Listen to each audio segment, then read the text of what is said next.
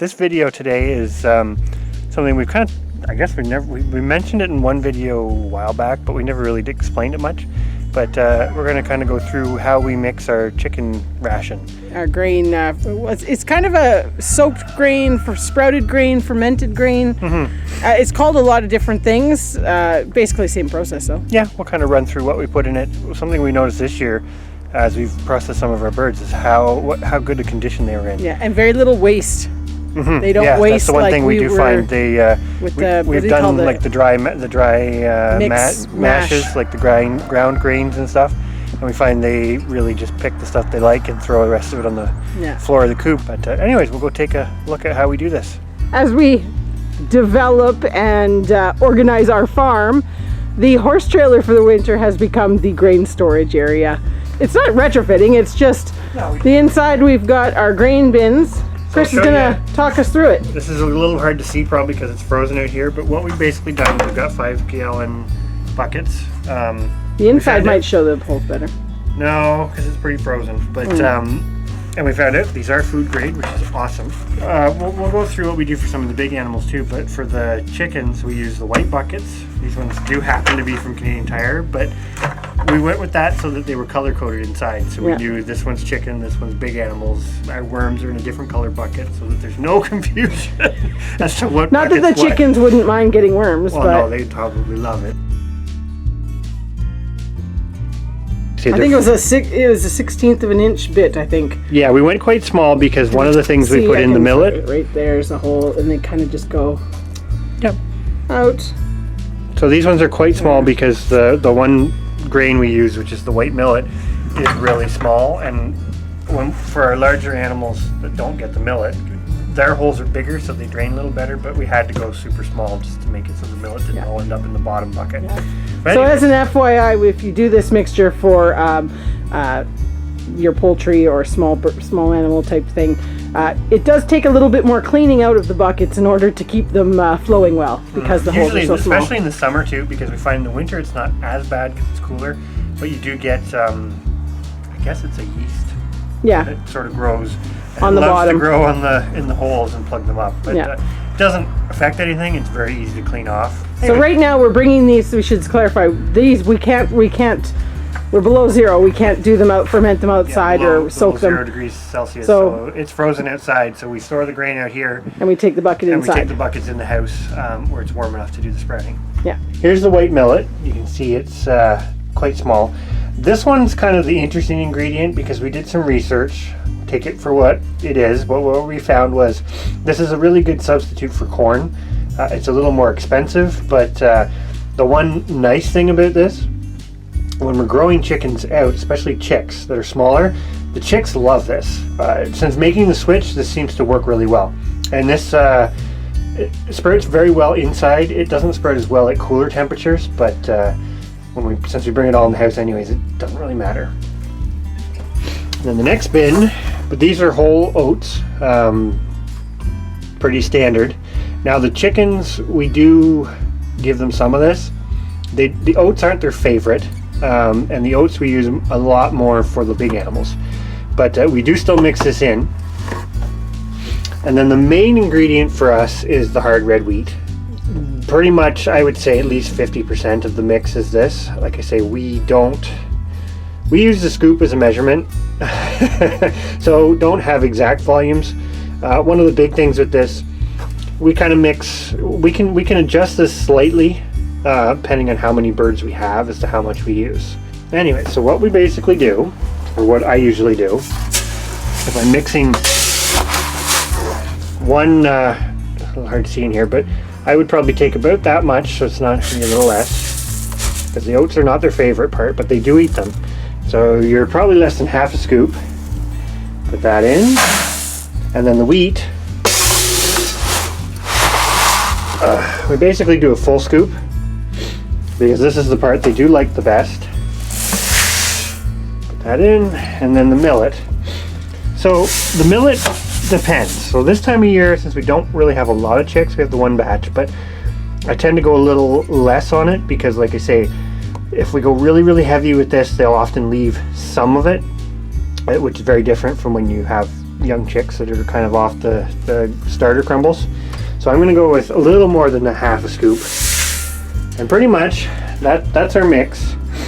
Now I'm going to mix up the other one, but we'll take this in the house and we'll show you the next step. Alright, so we're back inside and we're going to set these two up at the same time just because, like I said, we are a day late, or a day behind. The nice part is this is fairly forgiving, so it's not the end of the world that we are. But we basically, how this system works, it's quite simple.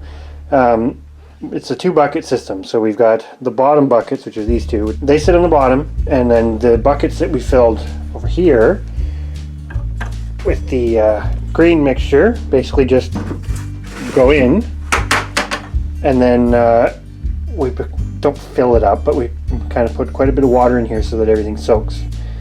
Now the next things that we add to this mixture are a little bit of black oil sunflower seeds. Again, I don't really measure it out. It's just kind of, we've done it so long. It's just what we do. And the next thing we add is a little bit of green lentils. So we chose these because the birds like them, they sprout well, and we can purchase them relatively cheaply. In the future, maybe we'll grow them, but for now, this is a kind of a little, I guess, protein supplement. The same thing, we don't go super crazy with it, but basically that's the mixture. So it consists, for our chickens, it consists of the green lentils. They're probably the smallest by volume. The black oil sunflower seeds, the white millet, which is kind of our corn substitute. Not that you couldn't use corn, it's just something that we like to use. The hard red wheat, and then a little bit of the oats. We have in the past also used barley. Chickens weren't a big fan of it, so some of it's just sort of seeing what your chickens like to eat. Okay, so we're back with some water. So I'm just going to split this kind of between them.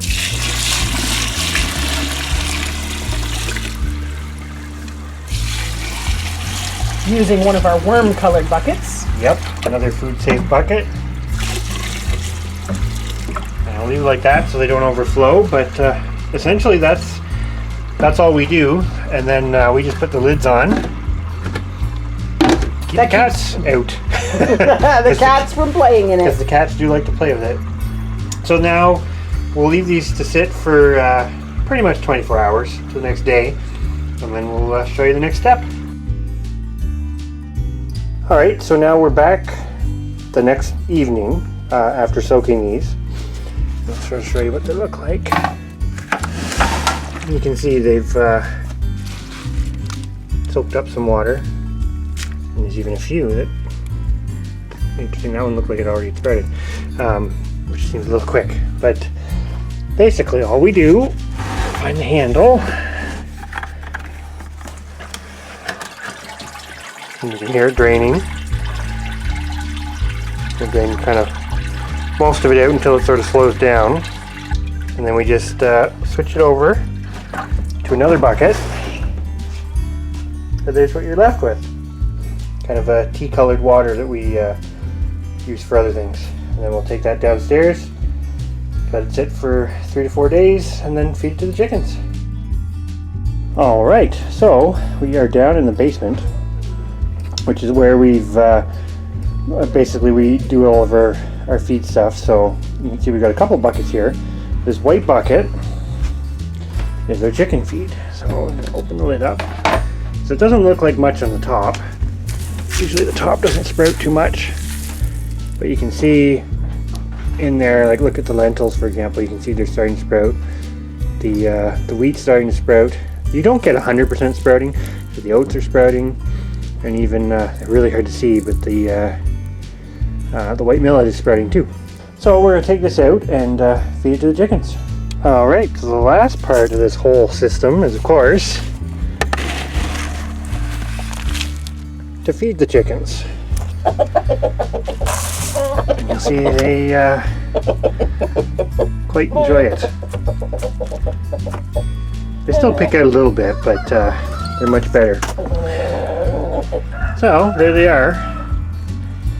You can tell they quite enjoy it.